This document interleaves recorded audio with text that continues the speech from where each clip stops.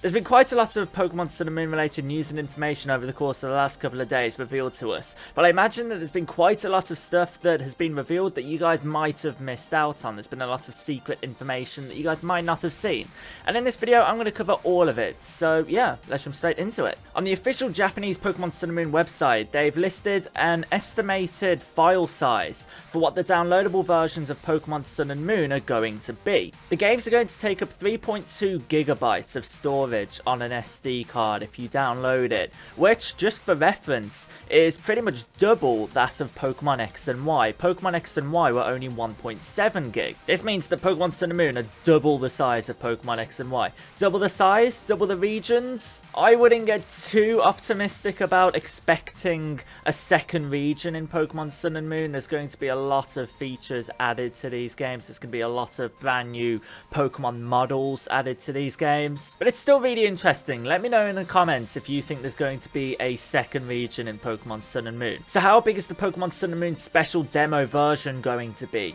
400 megabytes, which in comparison to Pokemon Omega Ruby and Alpha Sapphire, Pokemon Omega Ruby and Alpha Sapphire's special demo version was only 250 megabytes. Now imagine the amount of data that was mined from the Omega Ruby and Alpha Sapphire demo with only 250 megabytes of information. Imagine how much information is going to be data mined with 400 megabytes. I would expect come October 18th, there's going to be a lot of spoilers on the internet regarding Sun and Moon, so that's a bit of a shame. Things like egg moves for Pokemon, movesets for Pokemon, brand new forms that Pokemon are going to receive, like Hooper's Unbound form, were all leaked in the great data mining scandal of 2014 because of the demo. So, I don't know, be on the lookout for that. Hopefully they're a little bit more careful this time. Something you guys might have missed, though it's been fairly popular on the internet over the course of the last couple of days, is on the official Spanish Pokemon Sun and Moon website, there is confirmation of a special new evolutionary stone called the Ice Stone.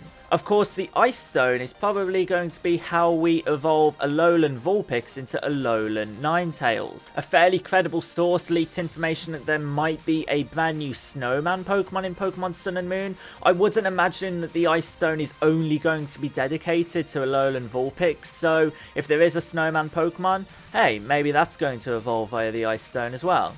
Something else I haven't covered on my channel, Pokémon Bank, and whether Pokémon Bank is going to be compatible with Pokémon Sun and Moon the day of their release. Unfortunately not. There's going to be a compatibility update released in late January of 2017, so we're going to have to wait 2 months until we're able to transfer our Pokemon from Pokemon Omega Ruby, Alpha Sapphire, X, Y, Red, Blue, and Yellow up to Pokemon Sun and Moon, which is a great shame. It would have been really cool to play with our Pokemon Red, Blue, and Yellow Pokemon in our very first playthrough of the brand new games, but alas, it's not going to happen. Now, of course, Mega Evolutions were confirmed to be returning in Pokemon Sun and Moon in the newest trailer revealed 2 days ago. A question I've been pondering over the course of the last couple of days is there going to be any brand new Mega Evolutions in Sun and Moon?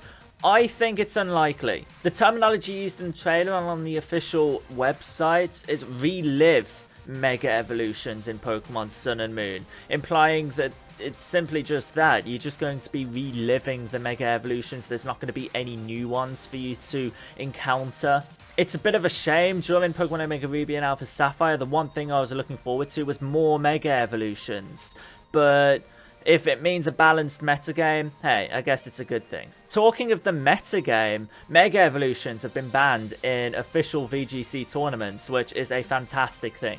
As well as that, you're going to be able to use QR codes that you obtain from your friends to test out your friends' teams before you build them in your own game. Before you begin breeding, before you begin hyper training, you can actually test out a friend's team via a QR code, which is absolutely wonderful. Game Freak and the Pokemon Company really are making tremendous steps in the help to make competitive play a lot more accessible to the general player. Things like hyper training, the brand new islands that you can visit in the post-game of Pokemon Sun and Moon really do help make obtaining competitively viable Pokemon a heck of a lot easier. So Game Freak, Pokemon Company, you're doing an amazing job. Also, one last thing in this video, do I believe that the leaked Chinese final evolutions of the starter Pokemon are real?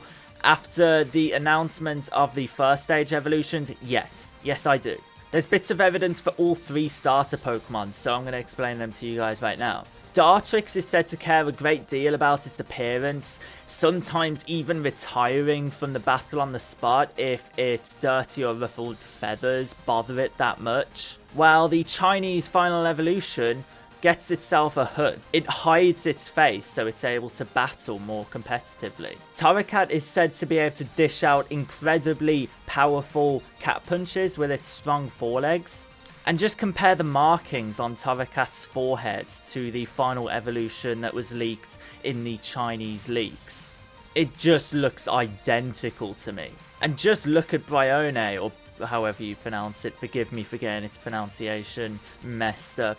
It just looks like it shares a lineage with this final evolution leaked in the Chinese leaks. Kind of flimsy evidence, but you guys get what I'm saying. The first 2 Pokemon in particular really do share similarities in its lore. That's just my opinion though, and I did say I'd only share things that I believe are 100% real. Let me know in the comments if you do believe that these leaked Chinese final evolutions of the starter Pokemon are real. The next batch of official Sun and Moon information is going to be released on October 14th.